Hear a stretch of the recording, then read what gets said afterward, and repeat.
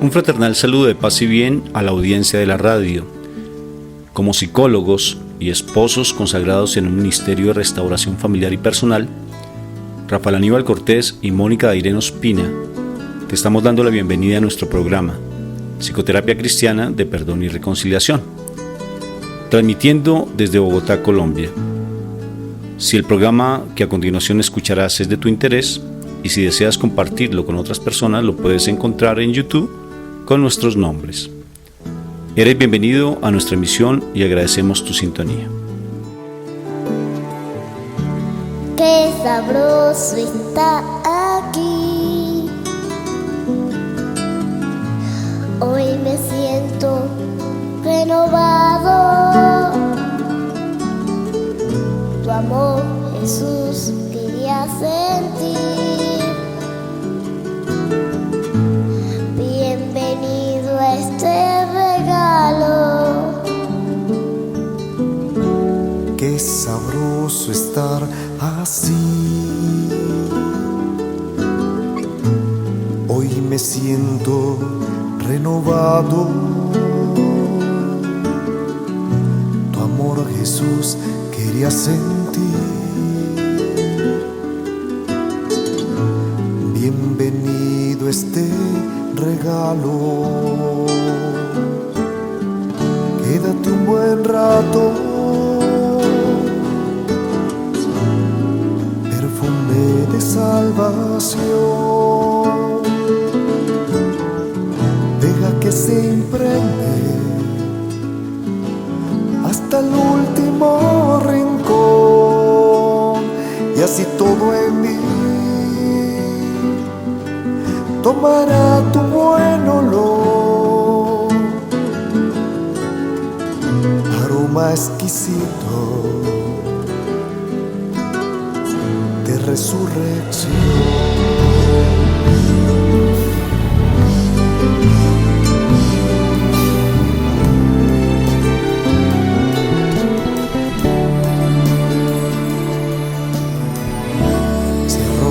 Ojos para ver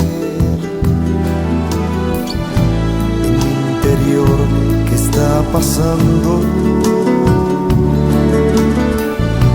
El corazón quiere estallar. Lo estoy drenando con mi llanto. Quédate un buen rato. Perfume de salvación. Deja que se impregne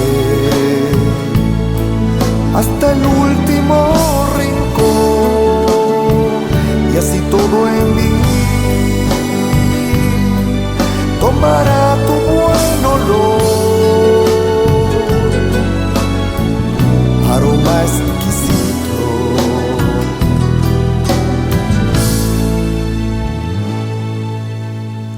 de resurrección.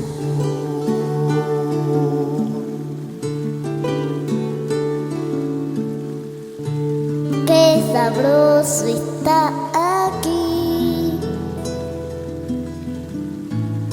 Hoy me siento renovado. Tu amor, Jesús, quería sentir. Bienvenido este regalo.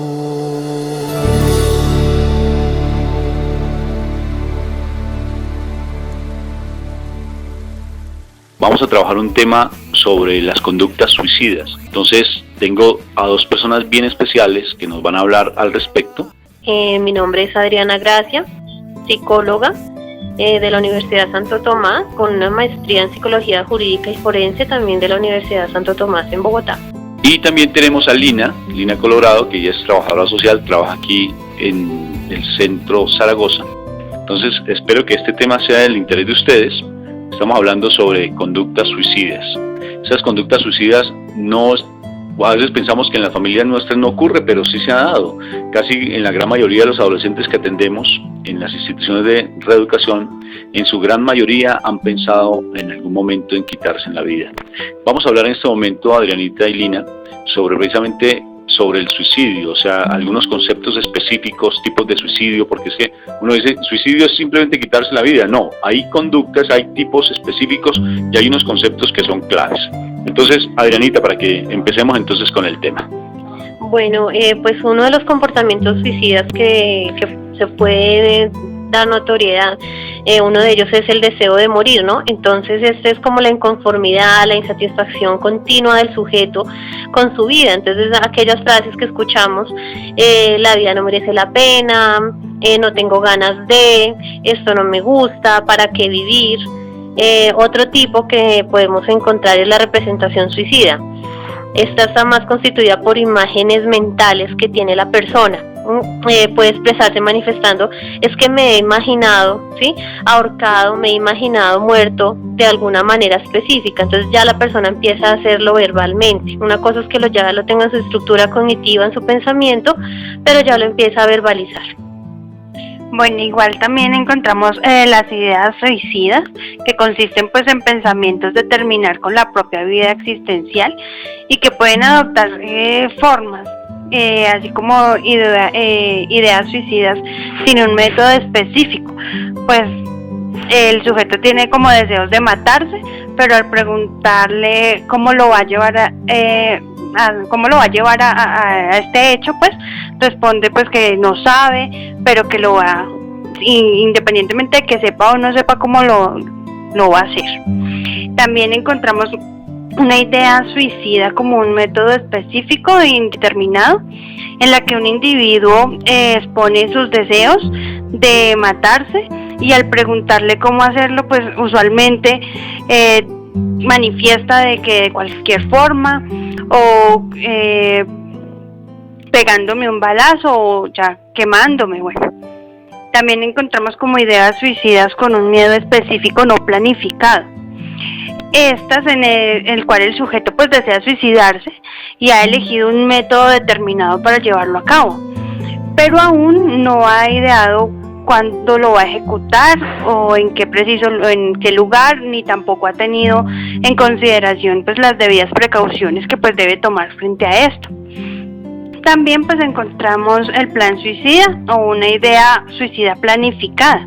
Esta, si ya el individuo desea suicidarse, ha elegido pues un método habitual, mortal, un lugar donde lo realizará, el momento oportuno, para pues no ser descubierto, y los motivos pues que sustentan dicha decisión que ha de realizar este propósito, que es el morir. Bueno, Adrianita, ¿qué más encontramos pues frente a esa parte de este tema de los suicidios? Bueno, otro tipo que encontramos es la amenaza suicida, ¿no? Entonces en las relaciones de pareja lo vemos mucho.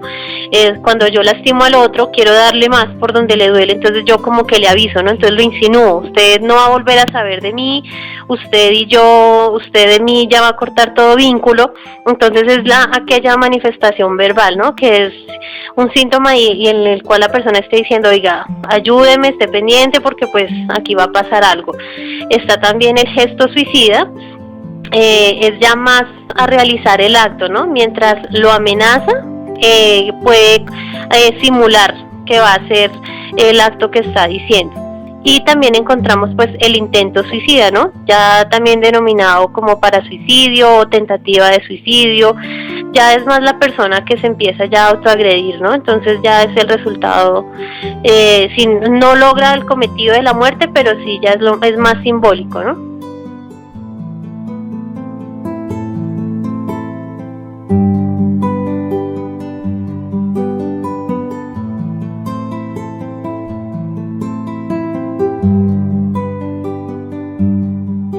Bueno, andemos un poco más, hay varios conceptos que son interesantes, pues uno dice, bueno, ¿y para qué todos estos conceptos? Porque en ocasiones, después de que profundicemos un poco más sobre algunos conceptos de suicidio, vamos a mirar cuáles son las causas que llevan de pronto a esos actos suicidas. Entonces, Lina. Bueno, también pues encontramos que es el suicidio frustrado, que es aquel acto pues que de no medir las situaciones fortuitas, no esperadas, casuales, y hubiera terminado en la muerte. Muy seguramente y en nuestras instituciones pues nos hemos dado cuenta que muchos o la mayoría o de los chicos tienden a hacer el amague, digámoslo así, de que van a hacerlo, y pues lastimosamente para ellos pues no logran su objetivo, y hemos podido darle un tratamiento a este hecho. También pues encontramos el suicidio accidental. Es el realizado con un método del cual se desconocía su verdadero efecto, o con un método conocido, pero que se pensó que el desenlace fuera la muerte, ¿no? El suicidio intencional también lo encontramos, es cualquier lesión autoinfringida, realizada por el sujeto con un propósito que es el morir. Bien, veamos ahora cuáles son las causales de los suicidios. O sea, dentro de la experiencia que hemos tenido a nivel de intervención, tanto con chicos y chicas, pues nosotros trabajamos con menores infractores aquí en la ciudad de Bogotá, y este programa en este momento lo estamos realizando desde el Centro Zaragoza, que Zaragoza pues es una institución donde están los chicos más conflictivos, los que no quieren aceptar la norma y pues están básicamente asumiendo conductas disruptivas, y pues son traídos a esta institución. Y hemos tenido casi en la gran mayoría de los chicos, cuando los atendemos, siempre nos reportan que ellos de una u otra forma han pensado en su momento en quitarse la vida. Algunos, dentro de los conceptos que nos han emitido Adriana y nos ha emitido Lina, entonces ahí vemos que básicamente algunos, pues obvio que se han hecho bastante daño, otros simplemente pues han intentado.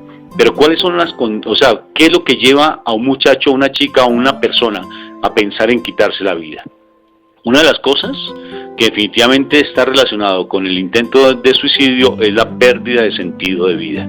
¿Qué es el sentido de vida? A ver, ustedes, ¿qué me pueden decir frente a ese sentido de vida? ¿Qué es lo que podemos definirlo como tal? Pues el sentido de vida va más relacionado con un proyecto de vida formado y orientado desde los padres. Entonces es todo el ciclo vital, desde la infancia hasta la adolescencia y ya madurez como tal, en que el sujeto empieza a forjar sus metas, sus proyectos. Entonces podemos empezar a detectar unos síntomas de suicidio, de idea de quitarnos la vida, cuando el chico comienza o el niño empieza a ver una disminución, ¿no?, de incapacidad, empiezan a expresar temor al fracaso, hay demasiada tensión emocional en la persona, ¿no? Se le dificulta establecer relaciones con la sociedad, ¿no?, con los educadores, con compañeros, con papá, con mamá. Entonces sí se empiezan a evidenciar ciertas características que sí como papás debemos estar muy pendientes de nuestros hijos. Bueno, igual también como sentido de la vida, es cuando un joven, en estos casos, pierde como las motivaciones de vivir, de existir. Muchos jóvenes que tenemos aquí, que atendemos, han tenido muchas dificultades en su vida y no han podido sanar, sobre todo con su familia, como lo decía Adrianita, no han tenido una orientación desde su núcleo familiar en el proyecto de vida, y esto los ha llevado a perderse, a no tener un sentido, a no tener una motivación por qué salir adelante, por qué vivir. Entonces también eso. Sí, han observado ustedes que básicamente la depresión es una característica específica frente a estos intentos de suicidio y estas conductas suicidas. Pero ¿por qué se llegan a depresión? Entonces, fíjate que muchos muchachos que nosotros atendemos han tenido situaciones, en especial las chicas, han tenido situaciones de abuso sexual. O sea, el suicidio y el abuso sexual están muy ligados. Y el abuso sexual, pues no necesariamente, para profundizar un poquito sobre el abuso sexual, no solamente es el acto sexual como tal, la penetración como tal, sino es también el toque, o sea, es dañar la inocencia de una persona, tanto de un hombre como una mujer, y eso no solamente lleva a tener conductas suicidas, sino también el hecho mismo del consumo de droga. Es que el suicidio no solamente está dado en quitarse uno la vida. Uno no puede solamente pensar que el suicidio es quitarse la vida, sino también es fácilmente el no terminar un proyecto. Eso es una forma de suicidio, es romper con una relación de familia, una relación de pareja, es no continuar con un trabajo porque no soy capaz de enfrentarme a una situación difícil. Entonces aparece lo que es la frustración, lo que es una baja tolerancia a la frustración, y lo que me lleva a entrar en estados depresivos. La depresión ligada a la pérdida de sentido de vida y por tanto lleva al suicidio. Entonces, ¿por qué se llega a esa pérdida de sentido? Si observamos, hay muchas condiciones familiares, hay condiciones económicas, pero en el trasfondo ahí puede existir perfectamente una personalidad inmadura. ¿Qué me plantean ustedes al respecto? Lo que pasa es que en muchas ocasiones, además de que hablamos de papá y mamá, no es solamente que es tener en cuenta que algún chico no va a contar con su red de apoyo papá y mamá, sino que puede haber figura paterna de tío o figura materna de tía, o los abuelos están cumpliendo con ese rol que no les pertenece, pero aún así asumen al joven, al adolescente o al niño como su hijo. Entonces, ¿qué pasa? Que muchas veces los adultos no nos gusta lo que están haciendo nuestros hijos, ¿sí? Los niños, las niñas, los adolescentes, y que empezamos a decirles, a ellos a escuchar y a quedar en su pensamiento: usted no sirve para eso no le conviene, eso no le va a dar plata, porque ahora todo es dinero. Entonces empezamos a desmotivarlos y no les enseñamos. Si yo le enseño a usted a que no sirve para, pero tampoco le estoy enseñando a mi hijo, a ese adolescente, a ser tolerante con esa frustración, a ser tolerante frente al fracaso. Entonces sí es importante que los motivemos. Usted no sirve para esto, pero mire las opciones que hay. Acompañarlos, porque muchas veces decimos: no, usted no sirve, o usted sí sirve, y mire a ver quién le ayuda.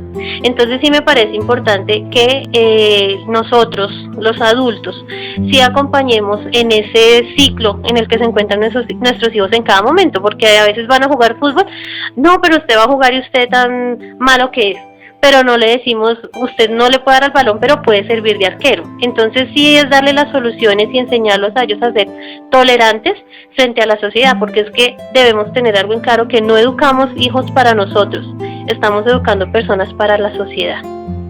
Esos conceptos me encantan.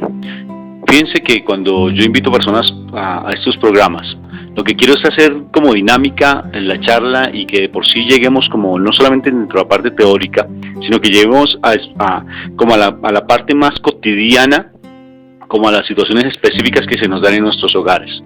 Por ejemplo, hay algo bien particular, que es la baja tolerancia a la frustración. Escuchamos mucho lo que es baja tolerancia a la frustración, pero ¿qué quiere decir ese concepto?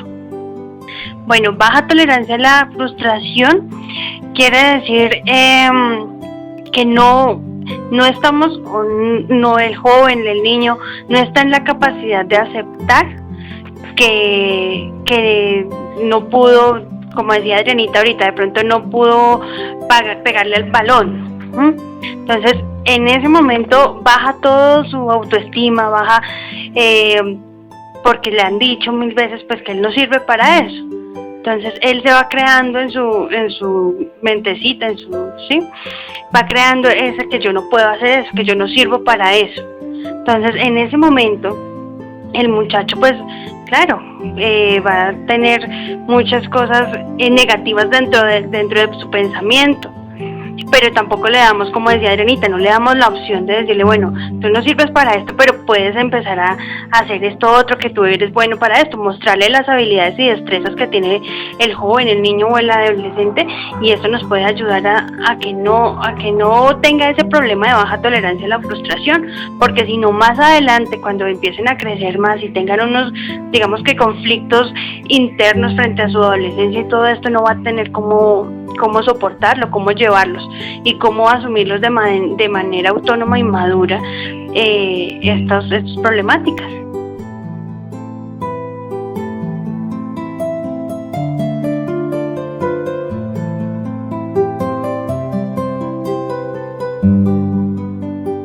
Definitivamente la familia marca mucho.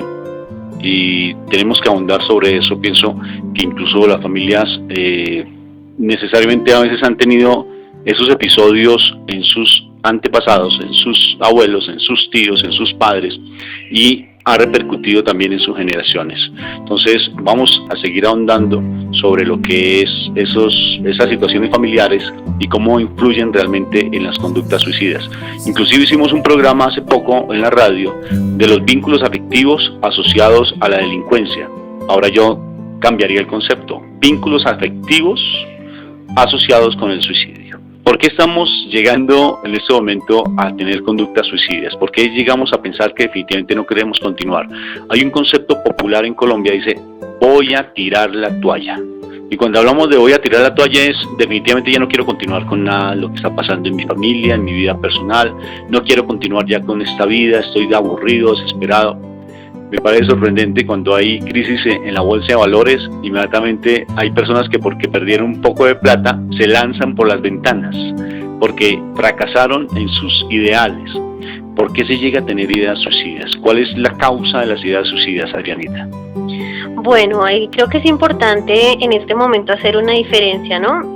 Primero que todo, guiándonos por los psicólogos clínicos, nos guiamos por un libro, por un compendio en el cual se llama DSM-4, ¿sí? Actualmente ya están sacando el DSM-5, donde nos hablan de algunos trastornos de personalidad.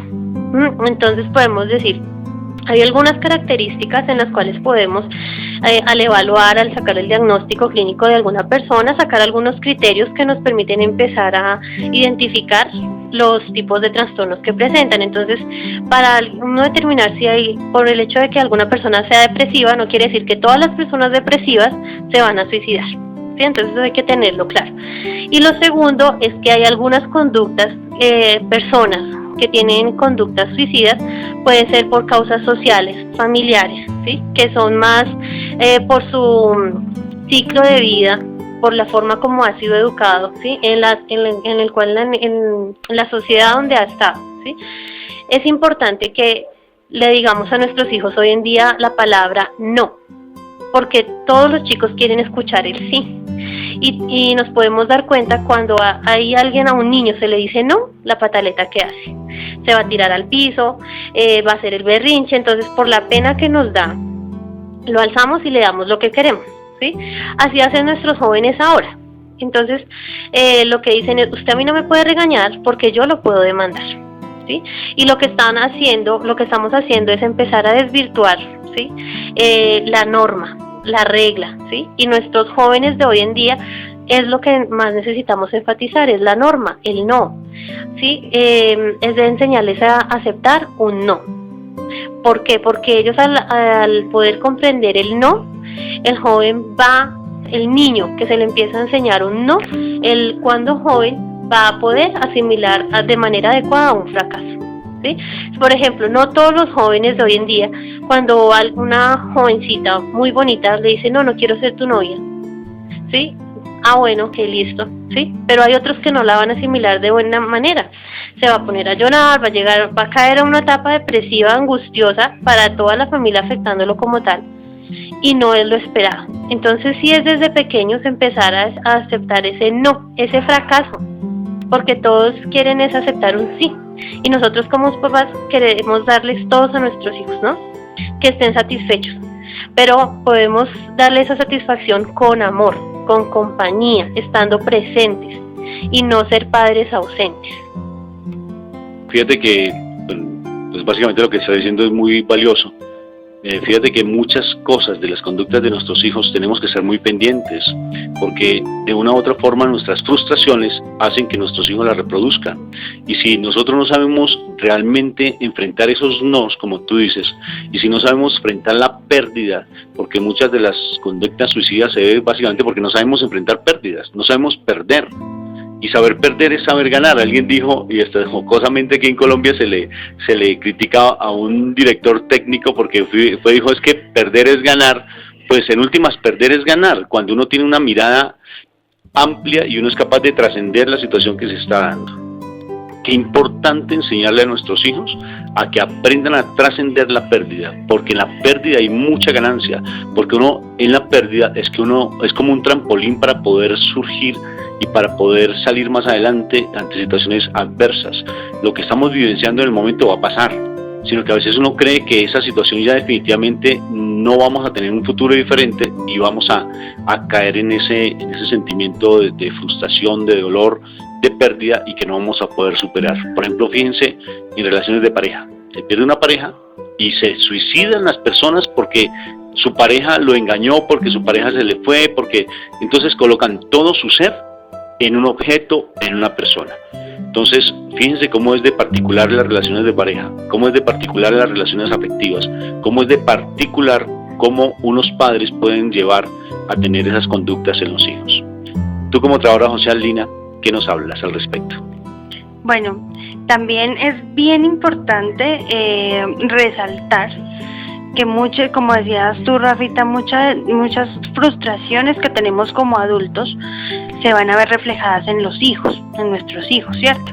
Entonces es importante que nosotros asumamos nuestro rol de padre y lo adoptemos, lo asumamos con responsabilidad, porque la experiencia nos habla de que muchos de los jóvenes que tenemos aquí es porque de alguna u otra forma, como lo decía Adrianita, han sido padres ausentes, han sido madres cabezas de hogar. No estoy queriendo decir que no podamos, claro que podemos, hay padres cabezas de hogar también, ¿cierto? Pero qué más importante que brindarle a nuestro hijo un hogar estable, que tenga su mamá y su papá, donde ellos sean los que ejerzan la autoridad. Ahorita, en este tiempo, en la actualidad, los chicos son los que mandan en la casa. Los chicos dicen, listo, yo llego a las 10 de la noche. Y bueno, ¿y dónde está la corresponsabilidad de los padres frente a que son menores de edad? ¿Sí? Frente a que puede estar haciendo un muchacho de 15, 16 años en la calle a las 11 de la noche, por Dios. Ahí es donde nuestros hijos empiezan a desviarse. Entonces es por eso tan importante que encontremos la estabilidad primero como personas, como padres responsables, porque ya cuando somos padres ya es otra etapa de nuestra vida y ya no tenemos que empezar a pensar en nosotros nomás, sino que en nuestros hijos también, nuestro compañero o compañera, que es la que va a estar con nosotros en la crianza y socialización de los muchachos, en estar pendientes del colegio de los muchachos, ir impartiéndole obligaciones en nuestra casa, que también ayuden a tender su cama, que ayuden a lavar la loza. Claro que sí, porque es que hacen parte de nuestra familia. Y como decía Adrianita, no estamos educando niños, estamos educando personas para el futuro. Entonces eso es tan importante. Vamos a crear una frase ahorita con todo lo que estamos hablando. Dime cómo resuelves un problema y te diré quién eres. ¿Sí ves? Y te diré también cómo son tus hijos. Como tú resuelvas un problema, hay una frase muy hermosa, o un concepto, un principio, que en la medida en uno conoce a la persona es en la forma en que resuelvan los conflictos. A veces uno quiere la familia ideal, uno quiere el papá, la mamá, los 2 hijos, el perrito, el carro y la beca. Pues a veces es difícil, con todo ese cambio que ha habido a nivel social, con todos esos conceptos, con las políticas sociales, pues es bien difícil a veces que una familia nuclear se establezca. Aún así, lo que tú estás diciendo, Lina, es bien importante, porque definitivamente sí se tiene que tener esa coherencia y ese equilibrio emocional en la educación de nuestros hijos. Es un equilibrio que debe haber. Pienso que lo primero que uno debe hacer es, como familia, empezar a resolver sus propios conflictos y que no los hijos empiecen a verse involucrados en los conflictos que nosotros personalmente tenemos. Aprendamos a resolver conflictos. Creo que es la clave fundamental para que nuestros hijos no lleguen realmente a tener esas bajas, esos manejos inadecuados de la frustración y lleguen a tener esos pensamientos suicidas.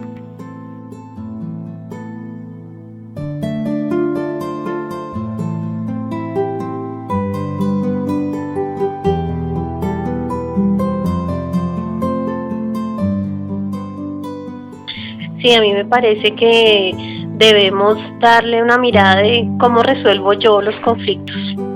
Y como papá, ¿qué le estoy brindando a mi hijo para que él en el afuera solucione sus problemas? En este momento se está dando algo en toda nuestra sociedad que es el bullying, el matoneo. y realmente lo hablo desde la experiencia como madre. Pues mi hijo sufre una enfermedad de sus huesitos y él es obeso. Entonces él en el colegio le dicen es el gordito, el gordo, no le dicen por el nombre, hace como un año más o menos no le decían por el nombre, entonces yo empecé a trabajar fuertemente en su autoestima.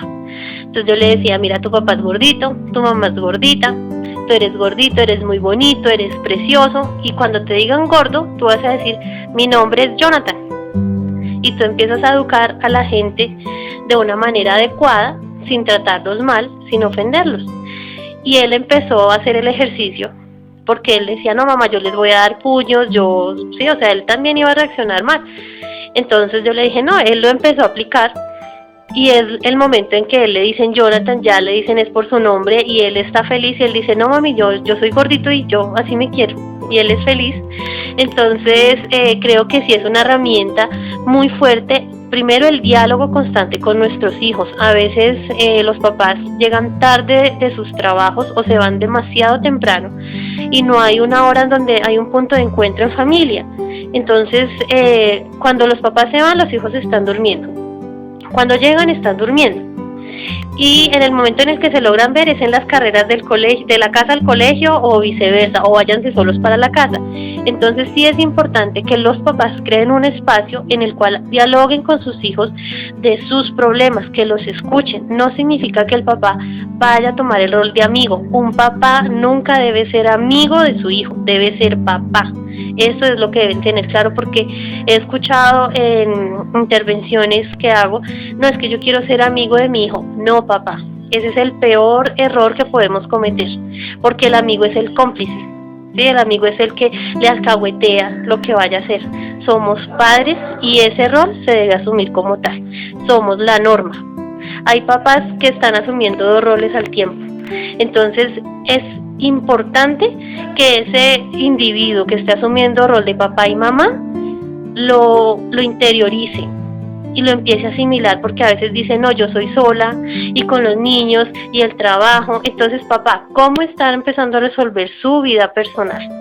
Y su hijo no es su compañero, su hijo es su hijo, y como tal no debe saber todos los problemas que usted tiene, porque usted va a crearle angustias a su hijo que no son de él, son suyas.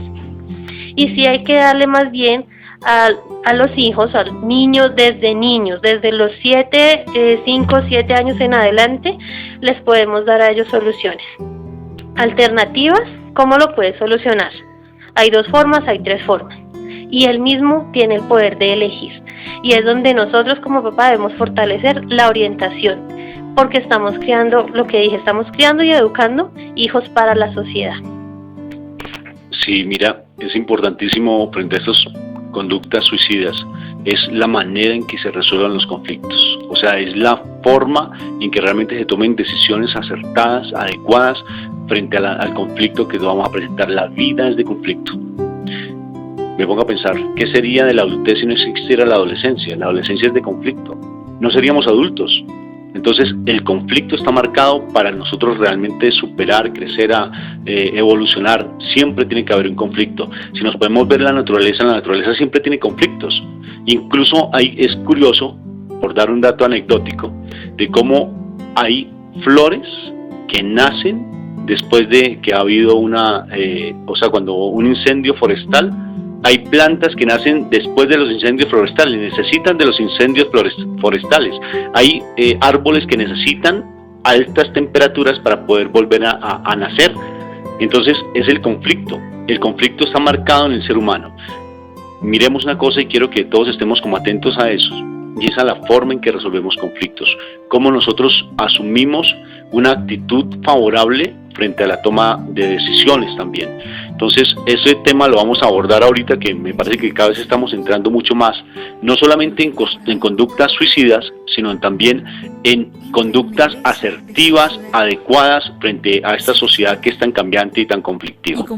Estamos hablando, son comportamientos que se dan en la cotidianidad, sociales, familiares, pero también tenemos que descartar primero que todo la parte fisiológica, o sea, de funcionamiento de nuestro organismo, porque ya hay patologías propias que pueden perfectamente acarrear en situaciones de depresión y por tanto conductas suicidas frecuentes. Eso perfectamente lo determina un profesional en el área, y para eso pues obvio que se debe hacer un diagnóstico, porque no solamente podemos entrar, como bien nos dicen, no pueden automedicarse, sino que hay que tratar de mirar qué hay en el trasfondo cuando se presentan conductas depresivas e ideas suicidas. Lo cierto es que la idea suicida está en la capacidad que tenemos para resolver conflictos y por esa baja tolerancia a la frustración. Hablemos un poco más sobre cómo ayudarle a los chicos a ser autónomos, cómo desarrollar en los chicos responsabilidad, cómo ellos puedan realmente enfrentar situaciones difíciles, cómo manejar la ansiedad. Vamos a hablar de ese tipo de cosas, cómo enfrentar, por ejemplo, como tú nos decías, Adrianita, ese matoneo, que ha sido tan frecuente en toda nuestra sociedad, no solamente aquí en Colombia. Fíjense cómo ese matoneo lleva hasta al homicidio. Personas que cogen un arma y empiezan a disparar a todo diestra y siniestra, y es bien conflictivo. Entonces, vemos en este momento algunos puntos específicos: cómo mejorar la autoestima, cómo potenciar ese manejo de la frustración. Entonces, empecemos pues para darle ayudas y herramientas a las familias que nos están escuchando.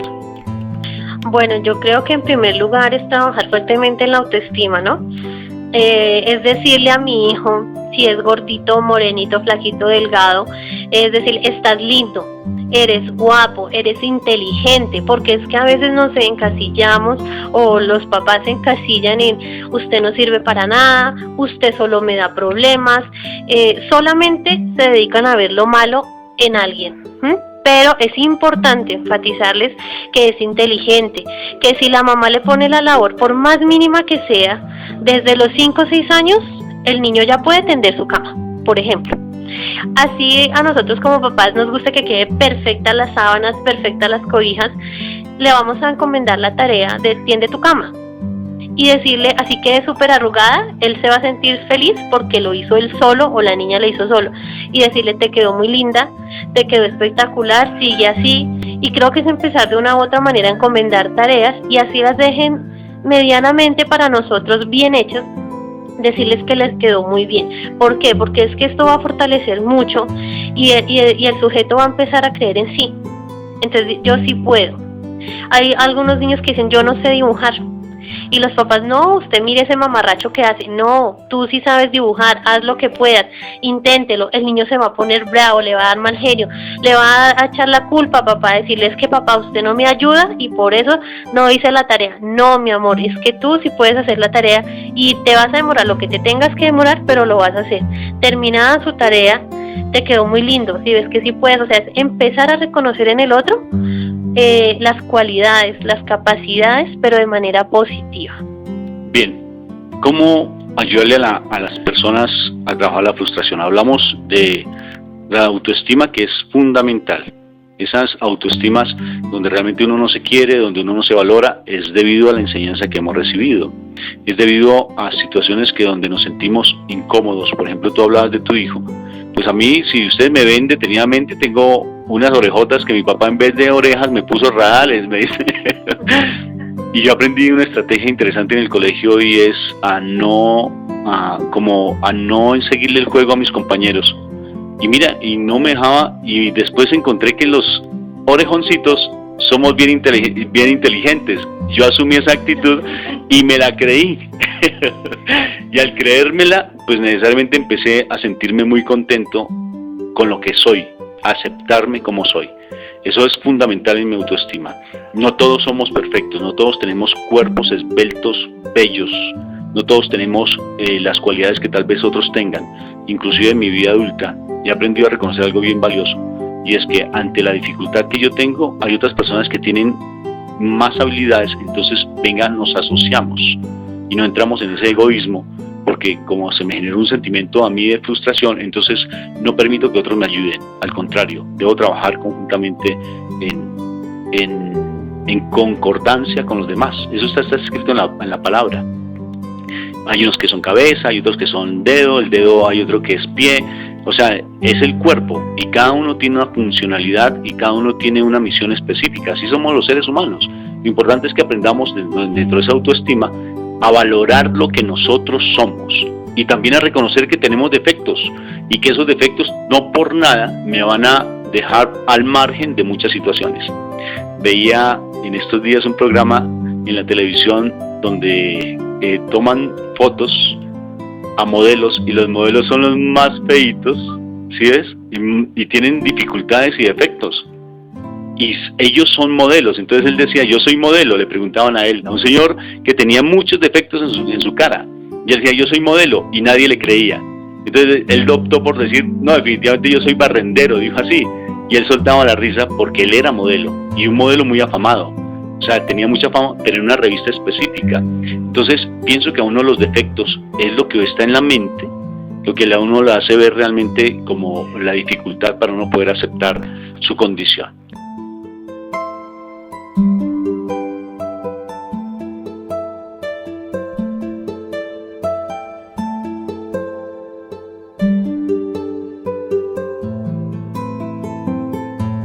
Bueno, entonces veamos cómo manejar esa frustración. Lina. Bueno, es bien importante enseñarle a asumir los fracasos a los chicos desde pequeños, ¿sí? Haciéndoles ver pues que el fracaso es a veces necesario para mejorar, lo que hablábamos antes. Ya pues que todos los errores se aprenden, de todos los errores se aprenden cosas, ¿no? También encargándoles tareas que los motiven, cargándole tareas motivadoras, las cuales ellos se sientan, como decía ahorita Adrianita anteriormente, se sientan de verdad orgullosos de lo que están haciendo, así no estemos pues totalmente de acuerdo con lo que ellos hacen, pero es motivándolos a que hagan esto. Una cosa bien importante es que ellos aprendan a cumplir las normas, aprendan a cumplir los acuerdos que se hacen, sobre todo en la familia, ¿sí? Ante tareas impuestas, ante acuerdos pues de, como les decía ahora, de que llegan a tal hora si se van a ir con sus amigos a jugar o a lo que sea, ya que es bien necesario que ellos aprendan a cumplir las normas y los acuerdos pues que van a generar desde pequeños con sus padres, para que más adelante en su colegio, en su adolescencia, con sus novias o ya cuando empiecen a establecer su núcleo familiar, empiecen a ejercer esto también en el interior del núcleo. También pues haciéndole ver que los fracasos no son definitivos. Así como decimos, hay que levantarse más duro cuando nos caemos, hay que levantarnos con más fuerza y más motivados para salir adelante. Y también es importante que no como papitos andemos, digamos, les voy a poner un ejemplo, nos envían una nota del colegio diciendo que Juanito no hizo la tarea y se portó mal, por ejemplo. Entonces, esa nota tenemos tener la posibilidad de leerla y poder hablarla con el hijo, no cuando nos reunamos en la familia y expresarla pues abiertamente. Eso va a ser puede llevar a la vergüenza del mismo niño joven, y es importante, como decía Adrianita anteriormente, tener un momento de diálogo con nuestros hijos frente a los fracasos, frente a los éxitos de los muchachos en el colegio, las izadas de bandera y todo esto. Es bien importante resaltar las habilidades, como les decía anteriormente, las destrezas, y ayudarlos a levantarse más fuerte cuando han caído por alguna situación, algún proyecto o alguna cosa. Es bien curioso, en la naturaleza uno encuentra muchas cosas bien bonitas. Llega un águila y ya ve que sus aguiluchos ya están crecidos. Sí, de aguiluchos, ¿verdad? Ya están crecidos, entonces ya es hora de que ellos cobren vuelo. Y lo que hace el águila es no darles comida. Y entonces los aguiluchos pues empiezan a sufrir porque no tienen que comer, tienen hambre, les da hambre, empiezan a pasar necesidades, pero el águila se queda a un lado y necesariamente el aguilucho tiene que salir del nido y empezar a estirar sus alas, y por instinto entonces ellos intentan hacer algunos vuelos, pero el águila está pendiente. Vamos a hablar de la autonomía, porque necesariamente hace parte de eso. O sea, cómo ayudarle a un chico a tener autonomía, porque a veces se vuelven tan dependientes nosotros, por nuestras dificultades como padres, los hacemos dependientes de nosotros, y ellos tienen que empezar a abrir sus alas. Adrianita. Sí, para este proceso es importante que desde pequeño, lo que pasa es que, y si nos damos cuenta en el programa lo que hemos hablado siempre es desde la infancia, ¿no? Enmarcar responsabilidades de la infancia. ¿Esto qué quiere decir? Que desde pequeños nuestros hijos ya les debemos dar responsabilidades, tareas de casa. Podemos empezar por ahí. Por ejemplo, la mamá baja la ropa o el papá baja la ropa, entonces es bueno que le digan a sus hijos, 2, 3 hijos que tenga, bueno, cada uno va a ir allá donde dejé el sitio de ropa y va a buscar su ropa, la va a doblar y la va a guardar. Creo que es una tarea sencilla, pero a ellos les cuesta porque, ay, qué pereza de a mí otra vez, pero como papás sí debemos empezar a asignar tareas. Lava los platos, ¿sí? Por favor, barre. Siempre ante todo con el respeto, siendo claros en la norma y en algún momento que ellos tengan que tomar una decisión, es que dejarlos que ellos tomen solo la decisión, que ellos empiecen a ver que yo puedo tomar la decisión y qué consecuencias tengo. Por ejemplo, papá, quiero ponerme la camiseta de fútbol y eso se supone que está castigado porque debe haber hecho algo indebido, inadecuado. Uno le puede decir no y le explica, mira, tú hiciste esto y por eso no te la vas a poner, pero te doy estas 3 alternativas. Entonces usted le está dando a elegir dentro de los parámetros de su norma y él tiene 3 opciones. Entonces empieza a ser autónomo y debe tener claro siempre que por algo que hizo hay una consecuencia, y es no ponerse la camiseta que a su hijo le encanta, o no coger la muñeca que a su hija le encanta, ¿no? Entonces sí es empezar, o sea, primero a que ellos empiecen a tomar decisiones, dar responsabilidades desde pequeñas hasta ya las más grandes. Como decía Lina, me llega a tal hora, y si no llega va a pasar esto o esto. Inclusive esos mismos acuerdos se pueden tomar con ellos, ¿sí? A los 12 años más o menos en adelante uno puede llegar a acuerdos, ¿sí? Si tú no cumples, ¿qué va a pasar?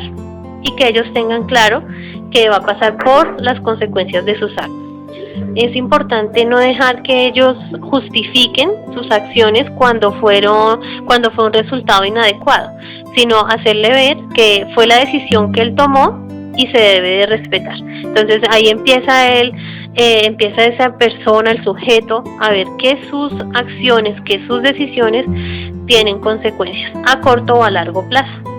Igualmente se debe guiar frente al fracaso, frente a algún evento que no esté esperado, empezar a decirles no, mira lo que tú hiciste, pero siempre acompañarlos. Creo que sí es importante siempre acompañar a nuestros hijos en diferentes etapas de la vida, escucharlos, porque si no ellos no les va a dar igual, o sea, van a hacer caso omiso, van a anular totalmente a los papás y empiezan a estar en contravía de la norma. Como se dan cuenta, pues hay varias situaciones que son importantes uno aprender a manejarlas. Hemos hablado de cómo mejorar la autoestima en los niños y en nosotros mismos también. Cómo fortalecer la frustración, o sea, el manejo que tenemos de la frustración frente a las situaciones difíciles, adversas que nos presentan. El manejo de la autonomía, y también estamos hablando de la responsabilidad. Vamos a hablar un poco sobre el manejo de la ansiedad, lo importante que es el sentido crítico, o sea, tener un pensamiento analítico, crítico, trascendente, y pues básicamente ya lo que son los valores y las actitudes que se deben determinar un esquema específico frente a eso. Entonces, y sobre todo, pues como lo dijimos al principio, sobre todo el cómo aprender a resolver conflictos, a tomar decisiones y sobre todo la presión de grupo.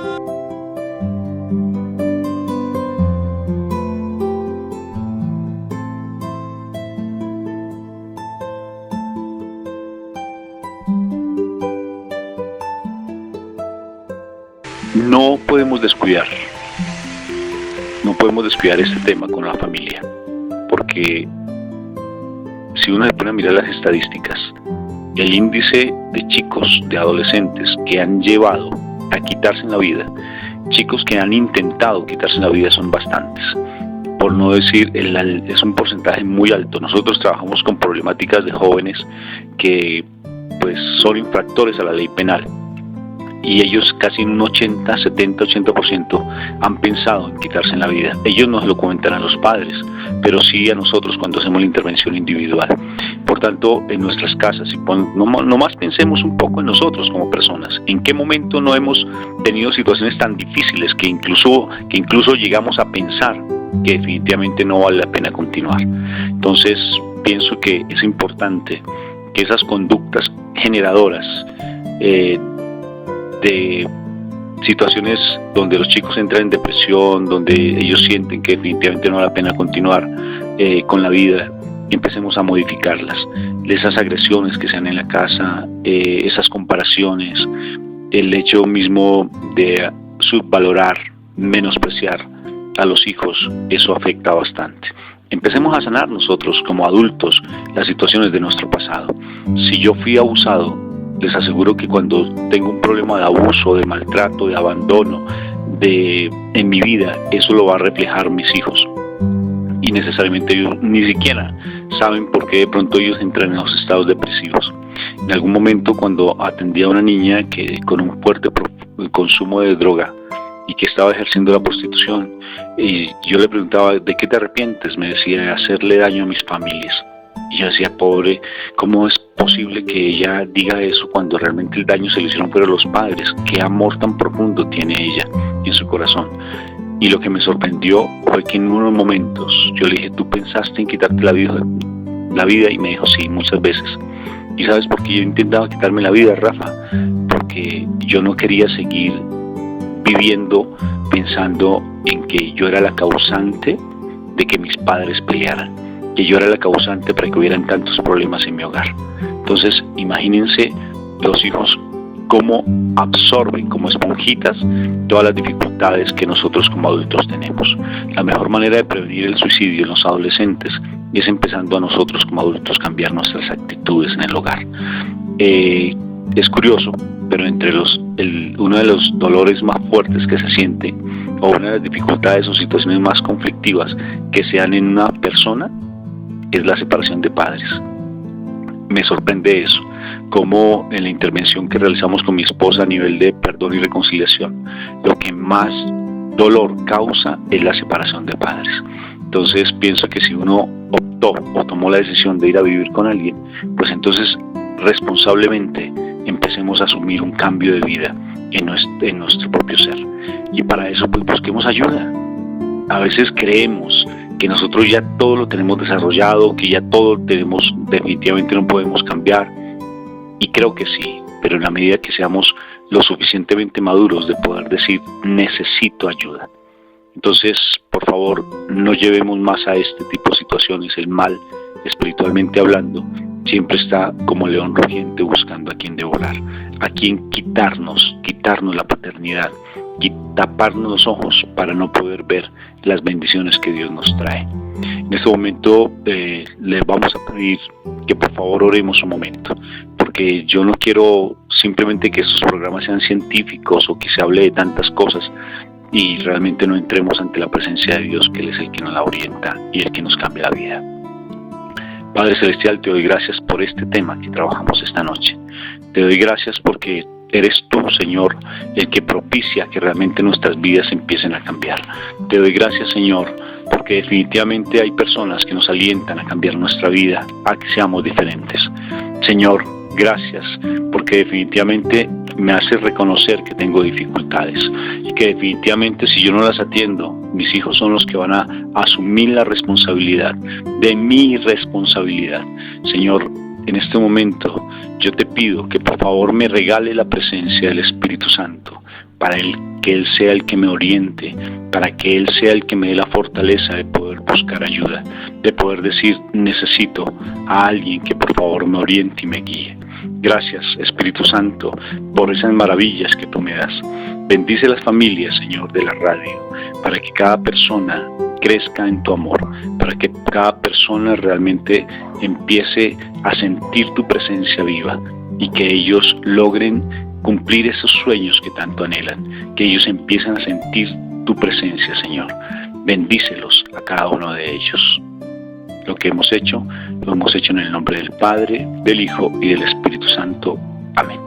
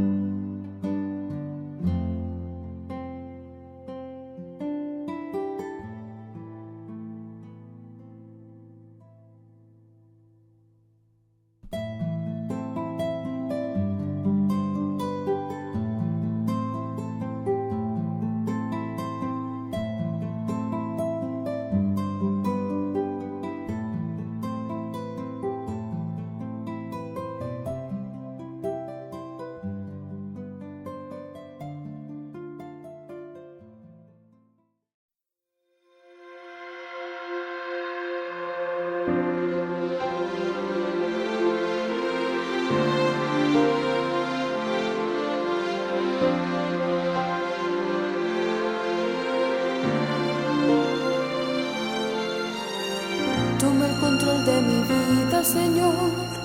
Toma las llaves de mi corazón, toma las riendas de mi razón. Lo necesito. Toma el control de mi vida, Señor. Toma las llaves de mi corazón, toma las riendas de mi razón. Lo necesito, mi fiel amigo. Te necesito.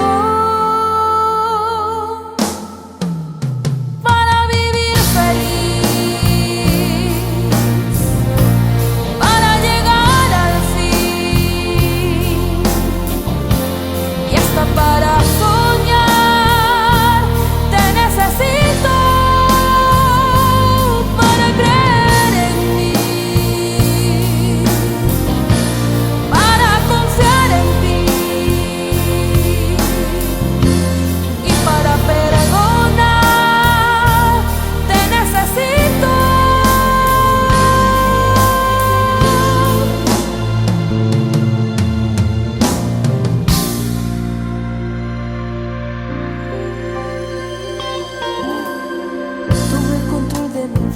Señor, toma las llaves de mi corazón, toma las riendas de mi razón. Lo necesito, mi fiel amigo. Te necesito, te necesité ayer,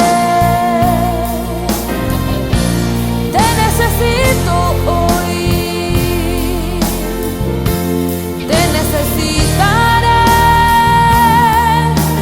siempre, te necesité ayer, te necesito hoy, te necesitaré siempre, siempre, siempre.